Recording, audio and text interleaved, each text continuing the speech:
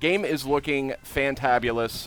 Look at that foliage. Yeah. Remember when everyone used to talk about foliage, and it was like a big foliage, like arms race? It was all foliage and water.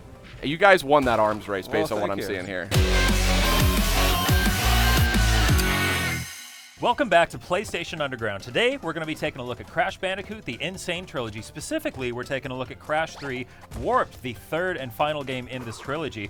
I'm joined by my friend and compatriot, Sid Schumann. Why, hello. And we're also joined by Dan Tengway from Vicarious Visions. That's right. I almost said Vicarious Visions, like the way that I messed it up earlier. Got a real problem with that word. That's a really tough word for me. So let's dive on into some gameplay here, and we can start talking about all kinds of stuff. So this is obviously the long-awaited remaster, remake, something of. So this is a remaster. You want to go? and here's a good example of We'll see who is obsolete. remastered cinematic. I got to say, though, I mean, I feel like you're selling yourself slightly short calling it a remaster because I've never seen anything kind of to this level. Right. So yeah, we consider it kind of a AAA remaster. Okay. And our team's been very experienced making AAA games, and we've tried to treat this as we would any other title we make, original or not. So a lot of love and care has gone into this. I mean, we just take a step back real quick and just kind of look at the scene. I mean, look at those physics. They didn't have this kind of stuff back on the PS1. Come on. Remaster. Only with the power and precision. By the way, we're seeing this on. So this supports PS4 Pro. Yes, it does. And tell me a little bit about what you guys are doing on the PS4 Pro version. So for the PS4 Pro, we've enhanced the graphics and upped the resolution to look even sharper and more colorful than ever. Nice. So we're sticking with 1080 here for YouTube, but game is looking fantabulous.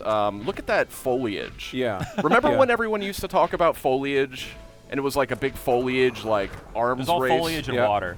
You guys won that arms race based on what I'm seeing here. Yeah. No, that was a big push for us. I think you think back when Crash Bandicoot first came out on the PlayStation 1. And it was, by my eyes, probably the best looking game on the PlayStation 1. And that's a huge legacy to live up to. So, when we took this on, we said we've got to make that big of an impression. And I like to think that, we've got beautiful amounts of foliage. It's just a lush environment. And obviously, as we've seen, both Crash and his enemies just ooze personality. Okay, which is super important to us. Careful with that one. Up. You gonna go for it? Oh! Almost. Yeah. Smooth. Well, at least you got the one up. Yeah.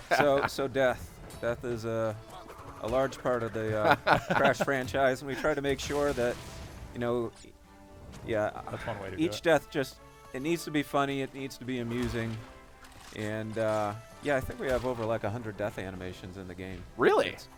It's pretty crazy. Oh yeah. So what does that process look like when you're going back to the original games created by Naughty Dog and kind of redoing all this? How painstaking is that process of trying to get everything just right, but also making it work in this new version? It is, well, painstaking is a very good way of describing it. But we had the luck, I guess, of getting a hold of the original level meshes. Oh, so that was kind of the cornerstone that we built on. And that allowed us to basically then remaster the gameplay, knowing that if we fit within those level parameters, it would at least be in the right direction. But, after that, it just involves a lot of iteration. It involves playing the original games. It involves, just scrubbing back and forth. It also really involves, I think, just having a team who's really fans of the original and know the original front and back. We've got some team members where this was the game of their childhood, and I'll give you a good example. Jump. You know how critical jump is for a platformer. of course. And so, we're like, oh yeah, jump. Yeah, we got that. We had that in our previous games, and we implemented jump the first time, and we go to them, they'd be like, yeah, no, you guys didn't get it. I'm like, all right. So we go back to the drawing board, work on it again, and they're like, "Oh yeah, it's better, but you guys still didn't get it." And so we have probably iterated on jump more than I think pretty much anything else in this game. Wow. Yeah.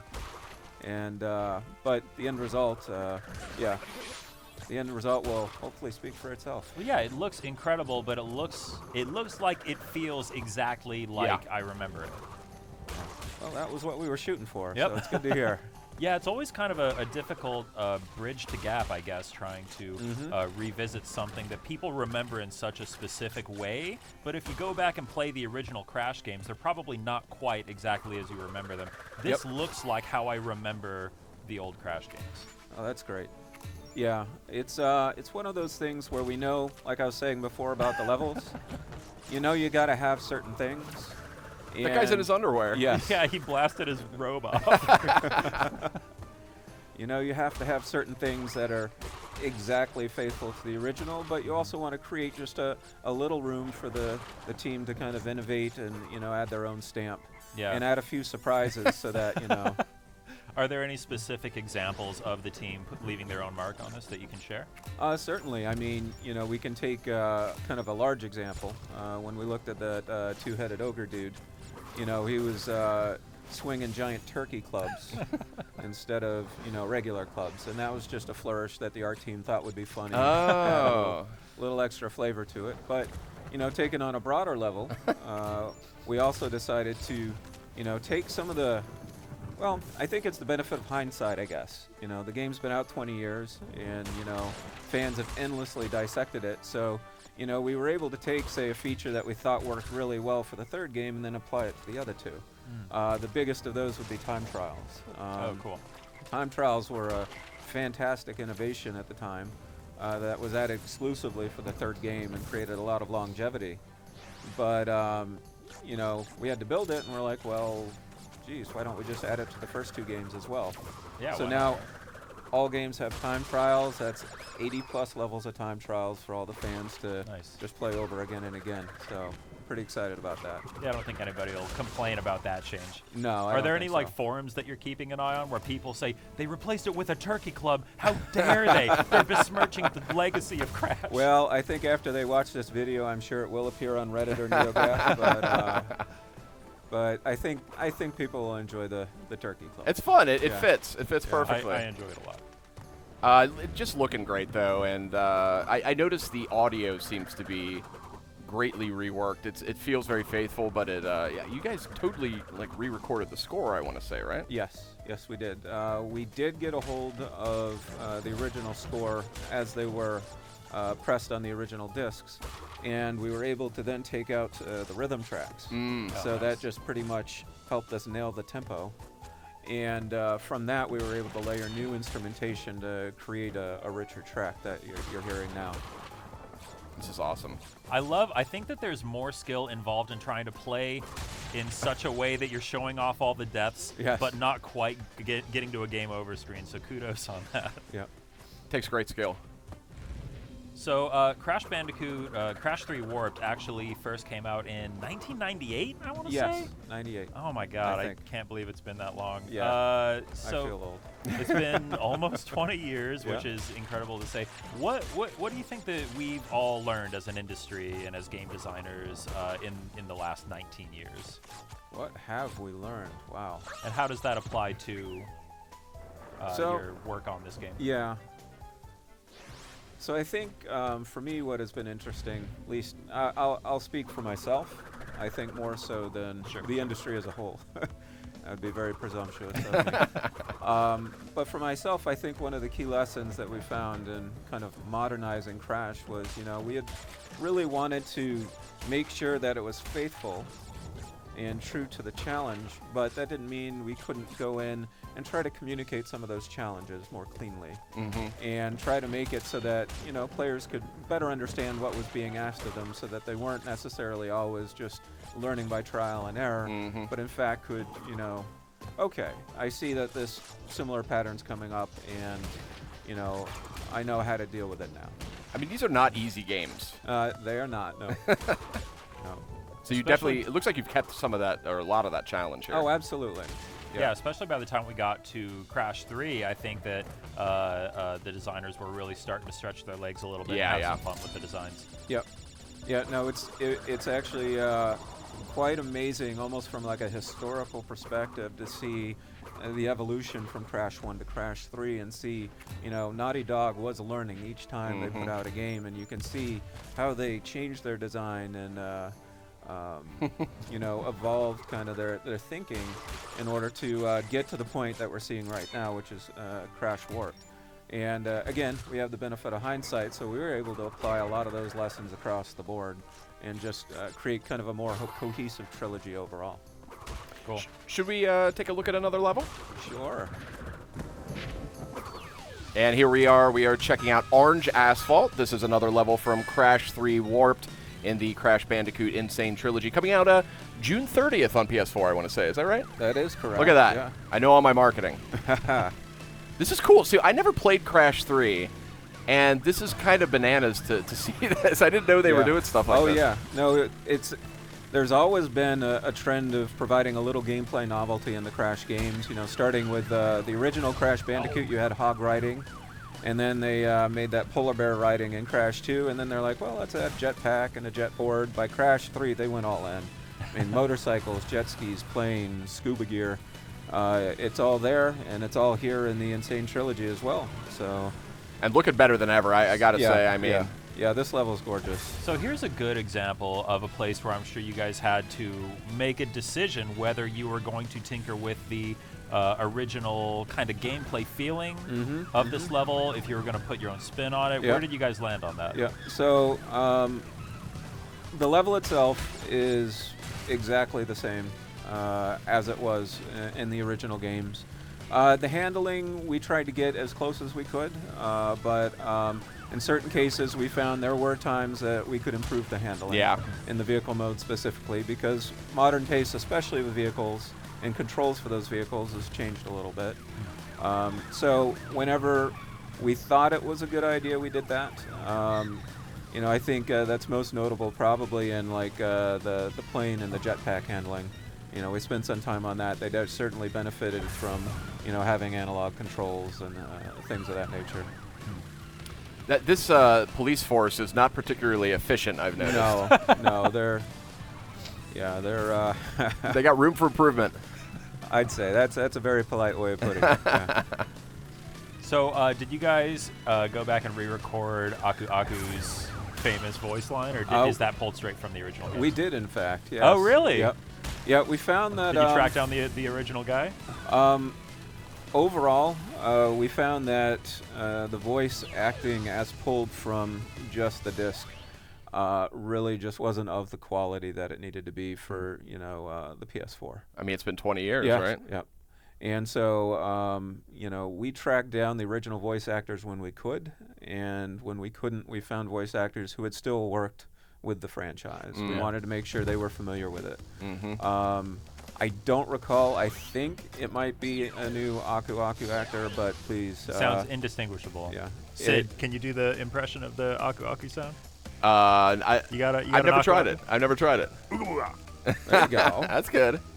All right. I just pulled that out of nowhere. We'll hire you next time. All right. Taking a look at another level here? Yep. So this is the last level we have to share with everyone today. Awesome. Gone Tomorrow. Again, another beautiful level, which is why we wanted to show it off. But the other reason is that, Crash 3 Warped especially has a huge variety of environments. And so we really wanted to illustrate that Crash has gone beyond the jungle and the ancient ruins, and now he's in the future, a dystopian future ruled by Neocortex. Now, there's a huge variety of environments, but there's also a huge variety of idle animations, and I'm hoping we can maybe get a look at one of those right now. Oh, sure. Yeah. So do nothing. Do nothing, and we will watch and wait. Something funny's going to happen. Skill comes in. He looked. That was a... He did as a subtle one. Yeah. Yep. Just took a peek. While we're waiting for Crash to do some awesome idle animations, we briefly touched on this before we started recording, but I wanted to ask if you guys have any favorite idle animations. I think Crash was one of the originators and really having fun with it, but there have been so many good ones over the years. Yes, I mean, certainly the Crash dance is a classic. I mean, everyone loves that one. Did you guys get we- mocap actors to come in? And No, these are all hand animated. I think actually one of our more recent favorites is we had a idol competition.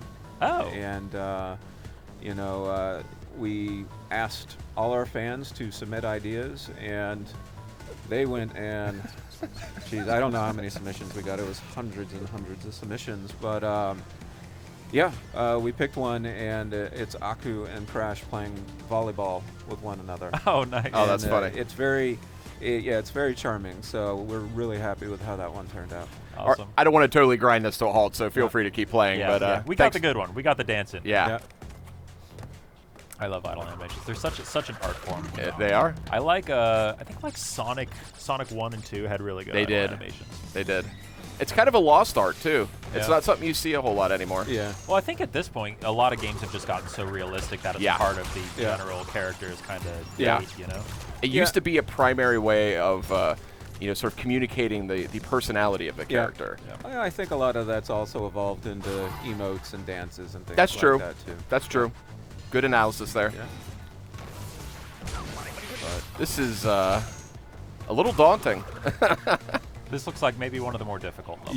Yes, this is taken from toward the end of the game. So, actually, it's a good point to illustrate here is that Crash 3 was also the first game to introduce Crash's power moves. Ah. And so he's got his, supercharged body slam, but actually we're seeing good use of the fruit bazooka at this point. Bam. And that certainly helps make sure that Crash can take out some of the more difficult enemies at distance. That's huge. So, did you guys go back and work with Naughty Dog at all when you were putting this all together, just for guidance, or did they generally trust you to get it right? Sony, we certainly have worked with you guys quite a bit. But Naughty Dog actually said that they would give us our space to make this cool. remaster. And what we did as a courtesy before we showed it off at PSX last year was we brought that demo to them. Oh, great. And they sat down and said they loved it. And right before we actually are now showing this to the public, we sat down with Naughty Dog again, and yeah, Oh, they had a that's great great. time with it. So I guess it gets a big orange thumbs up from Naughty Dog, which is awesome. And we're thrilled because, I mean, we really wanted to make sure we were doing right by Naughty Dog's creation here. This is where it all began. Yep. Well, actually, it didn't. They were around before that too. They did a lot of other games, but Yeah. this is, I think, what really, Yeah, I think really Crash got them on the really map. Kind of put Yeah. them on the map, yeah. Crash It looks kind great. of like the first mascot I remember PlayStation ever really having. Yep. I mean, it was central to PlayStation's identity, at least in the United States, Yep. for the first several years. Yeah. You guys have that big orange bodysuit around the office somewhere? It is sitting in somebody's office right now, yes. We have it. With People a have asked me to megaphone. wear it, but from what I've heard, it's a little uncomfortable to wear. So, I mean, that thing's like it's priceless. yeah, no, it. When I saw that in person, it did tug my heartstrings a little bit. Yeah, it's like Yeah. it's like George Washington's wooden teeth, or Betsy Ross's like original flag or something. Yeah. You gotta put that in a museum.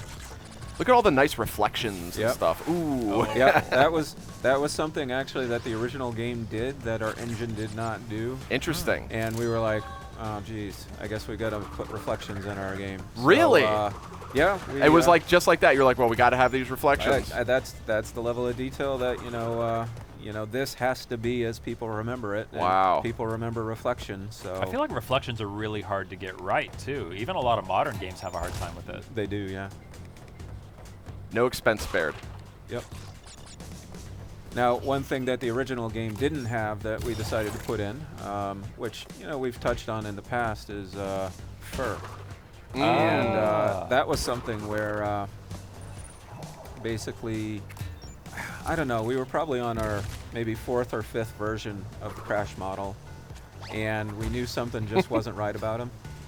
Just didn't seem right. Mm-hmm. And we eventually said, yeah, no, we've got to write a fur shader for Crash. And really it's just because, the rest of the environment, we had planned to be so detailed, but, Crash just didn't feel detailed enough.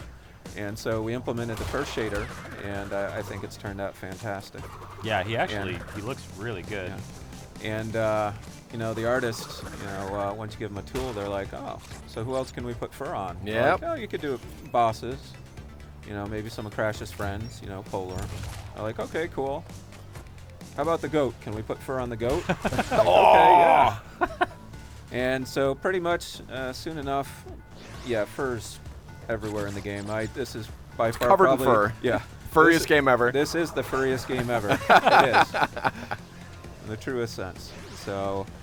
Well, I mean, Dan, I got to say, it looks tremendous. I really love to see just a classic series like this treated with such love and care. Well, thank you. And I think we can all only hope that that other developers take some inspiration here from the leadership you've provided on this and kind of up their game a little on the remaster front. This is a whole new experience, yet strangely faithful to the original game. Well, thank you. That means that we've done our job. You Yeah, sure you guys have. really struck an incredible balance here. Are there any other just general quality of life enhancements you guys are making, either when you're talking about the menus or just? Oh, absolutely, absolutely. I think while the core gameplay, we've really tried to make sure we've struck that balance. I think there were certainly room to make improvements in quality of life areas. I mean, to give you an example, the first game save game system was fairly non-existent, so we knew we had to overhaul that. And even within kind of the manual system, save game system that I had in the original game, we decided that a lot of players just use automatic saving these days. So, so we've added some conveniences like that. We've unified the user interface and the pause menu to just be a lot more accessible so that players can easily just pick up and play and get into the game. So nice. I mean, it just exceeds my expectations. I like those little beauty shots you do when you have the God rays streaming through. I mean, not what I think of when I think about Crash Bandicoot, but I'm loving it. Cool.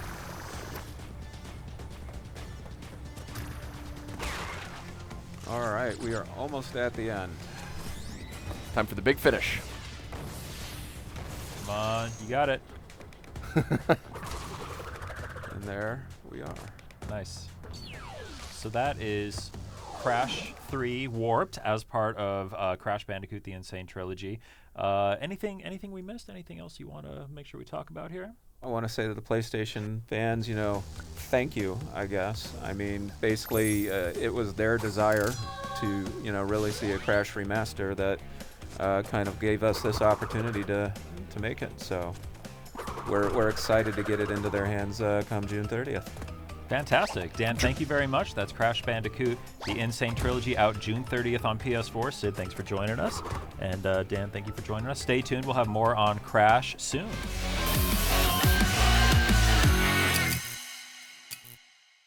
PlayStation